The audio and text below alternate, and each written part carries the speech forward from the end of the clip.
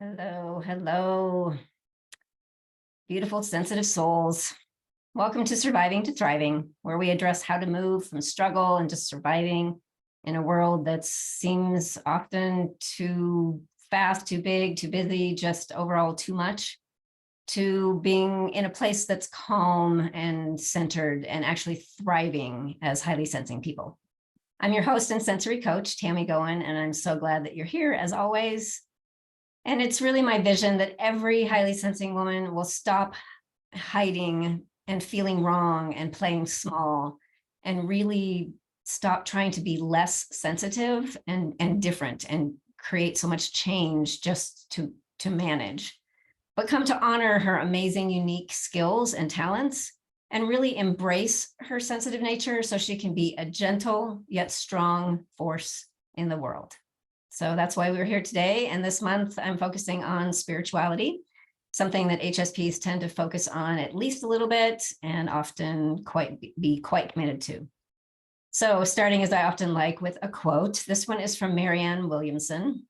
I'm guessing that a lot of you are familiar with her and her work. Her quote is, "Spiritual growth increases our sense of what's possible. And as we sense new possibility, we can step into that possibility. With every word, every thought, every action, we choose what we wish to call forth in life."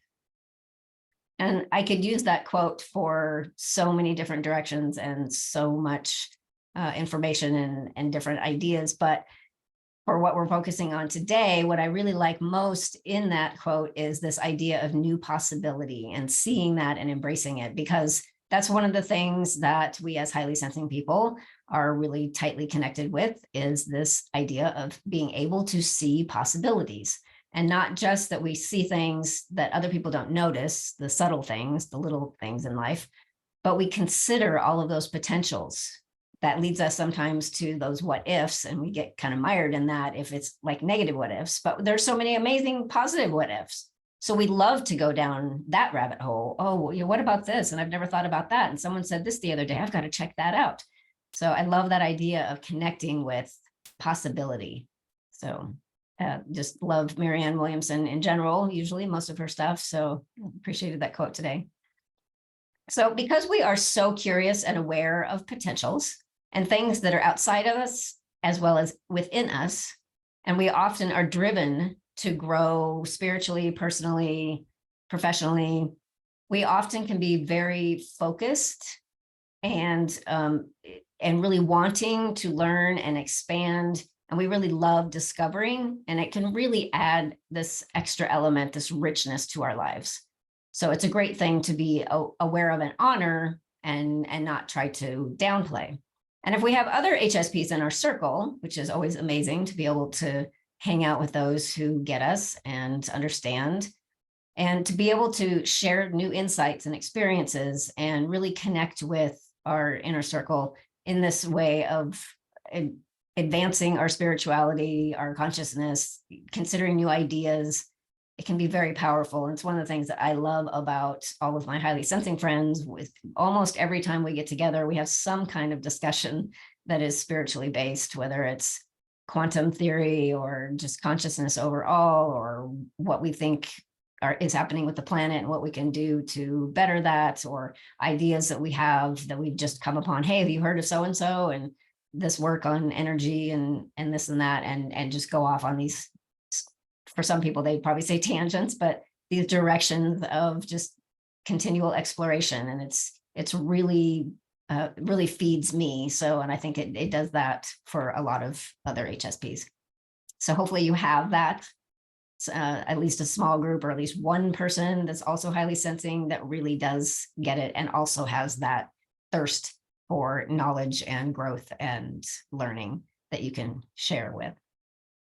So on the downside, due to this curiosity and yearning, we can be misled maybe more easily than the average person when we're really searching, and we can be open to so many new ideas, and it's easy to get wrapped up in what sounds like maybe some really amazing new pathway and just make that connection kind of, going all in without really recognizing what that is for us. sometimes we can get a little bit caught up in that before we realize, oh, wait, maybe this isn't for me.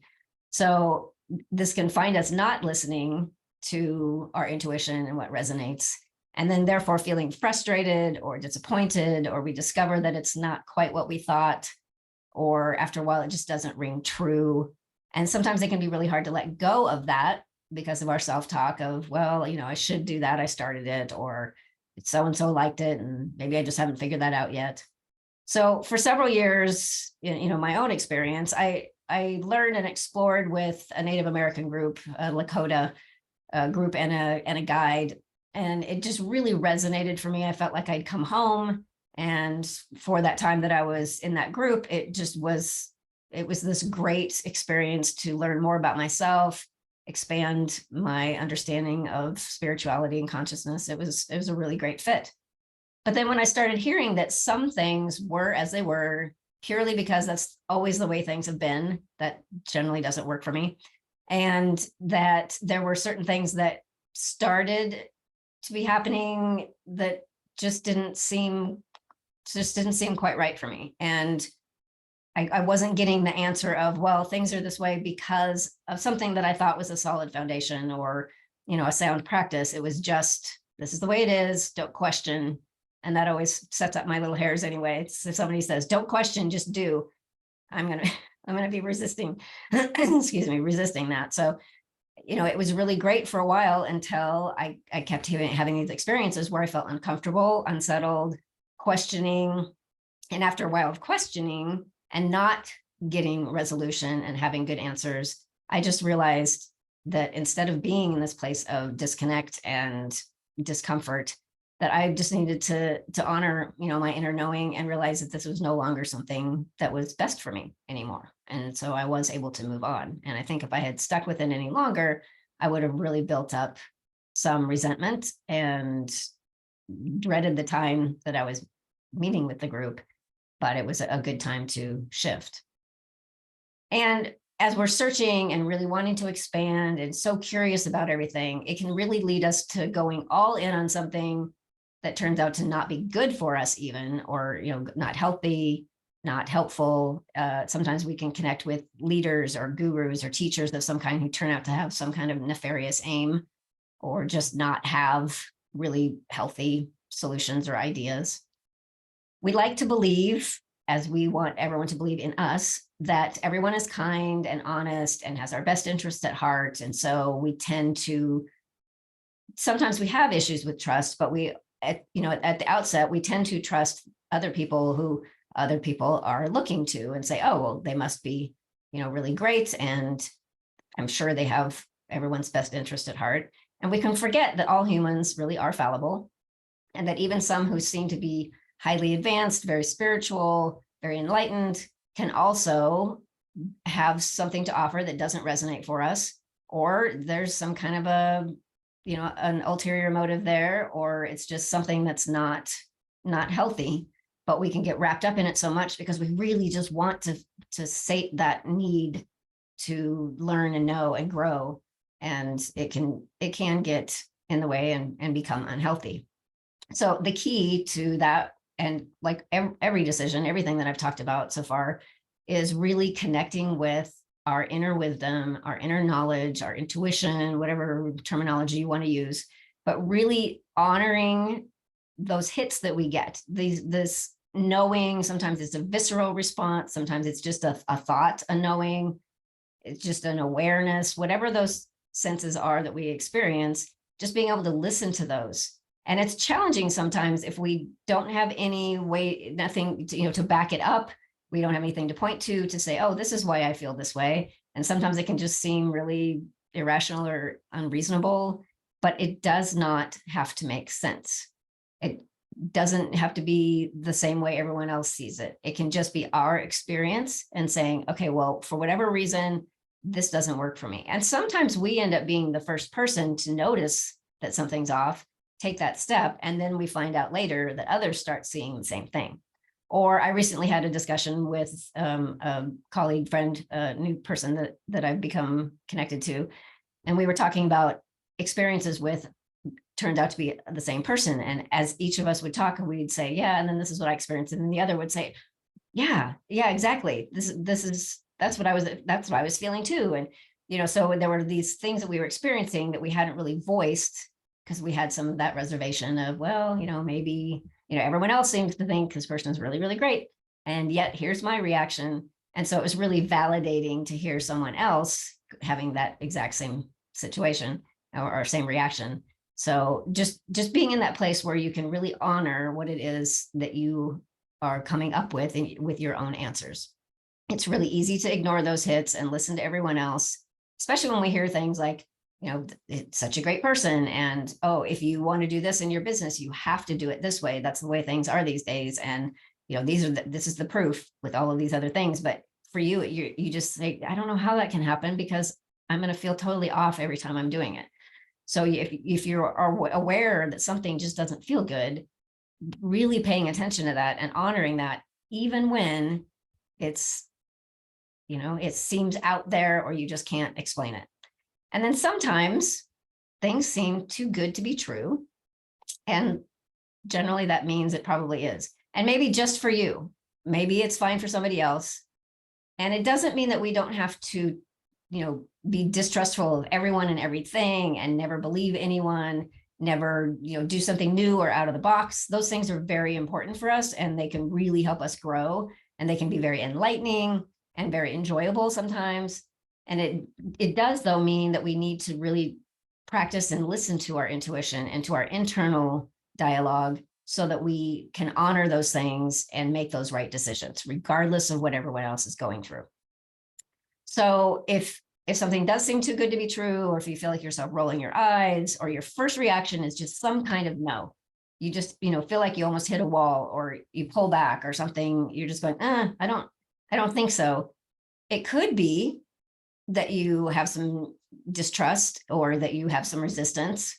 And so sitting with it and considering before making an ultimate decision is always really good. But it also could mean that you just know on an unconscious level, because you're picking up so much, you know what you need, and this is your indicator that it's not right for you. So if you can get used to going into a place where you get really quiet, breathe deeply, go within and ask, how is this for me? How do I feel when I think about doing this, or I consider this program or working with this person, and then see what comes up. And even again, if it's totally opposite of what everyone else is saying, or you just can't point to anything, but you just get the sense and someone says, well, how do you know that's not the right one? And you say, well, I just had this certain feeling in my gut, or a certain sense or awareness in my body, or I don't know, just got this message, just this like blinking thing saying, no, no, no, whatever it is for you, just listening to that is so, so powerful. And when we really practice this and hone it, it gets much more powerful. And when we give it credence, again, it gets much, much more powerful. And sometimes something can be really great for everyone else and totally beneficial. There's nothing bad about it, but for you in particular, it's not the right thing. And you can even look at that in terms of like a supplement. We tend to be very sensitive to things that we put in our bodies, things we ingest. And a lot of times somebody can say, oh, try this supplement for sleeping or for whatever. And we have a certain reaction, or we just have a sense that this doesn't feel like something I should be taking. And someone says, well, why is that? And you say, I can't really explain it, but I just know, I just have that sense, that understanding that this isn't good for me. And of course, other people can say, well, oh, that's crazy, or it works for everybody else. There's no reason it wouldn't be good for you, et cetera, et cetera. There can be a lot of things to, push back.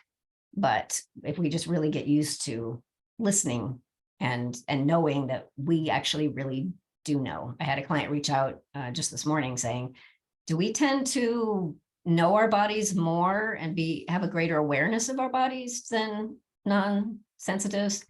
And for the most part, yes, because we have this amazing awareness of everything that includes our bodies and our own reactions. It's just that trick of listening and honoring. So saying, yep, I'm feeling something. I'm getting this sense of no. I'm getting this idea that I can feel as I'm taking this, something's happening. I can't even identify what it is, but I'm just going to go with that, honor it, and then make a different choice.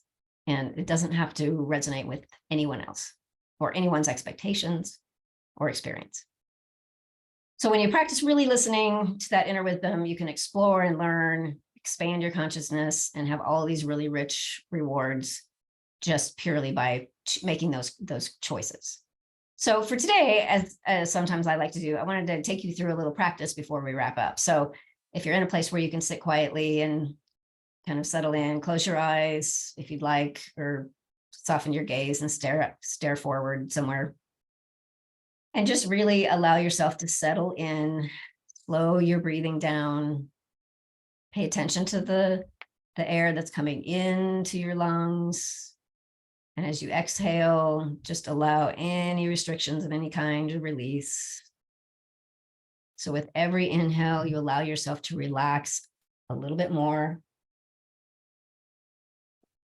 bringing in that great air and energy and love and light, and relaxing even more on the exhale.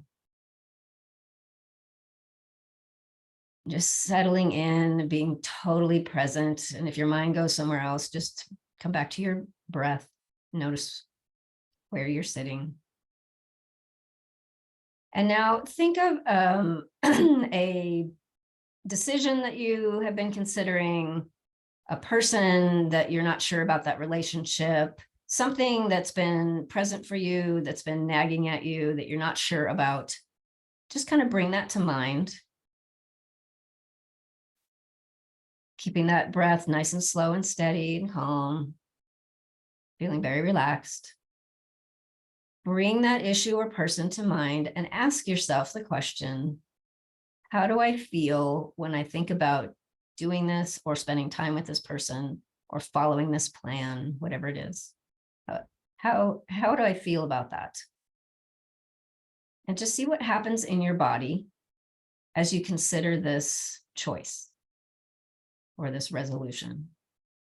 What's going on with your body? What is your felt sense? You might feel some textures, restriction, tightness, tension. You might be aware of an overall sensation throughout your whole body, like lightness or heaviness, fuzziness, clarity. You might have images pop up of something within your body. You might see something dark and heavy lodged in your gut, or you might see light feathery things in your head, or whatever that experience is, energetic, physical, visual. Just see what that sense is when you consider that option. And you don't have to do anything with that. You're just being aware, and see if you, as you pay attention to whatever that sensation is, that experience is, you can also just ask, is there any specific message other than this pretty clear yes, no that I'm getting based on that reaction? To see if anything else is in there. And then just to test it out, consider the opposite effect. If you were saying yes, what is it like if you were to say no, or to choose to not connect with this person, or to connect if you did it the other way to start? So choose the opposite result, choice of this issue. And then again, what does that feel like? Likely it's very different than the first time, whether this current time is a yes or a no. You're likely to experience something different than the first time. And just, again, just pay attention to that. Is it a sensation that's physical, physiological through your body itself? Is it an energetic experience, a visualization, a thought, just an overall lightness, heaviness, whatever that is, just be aware of it.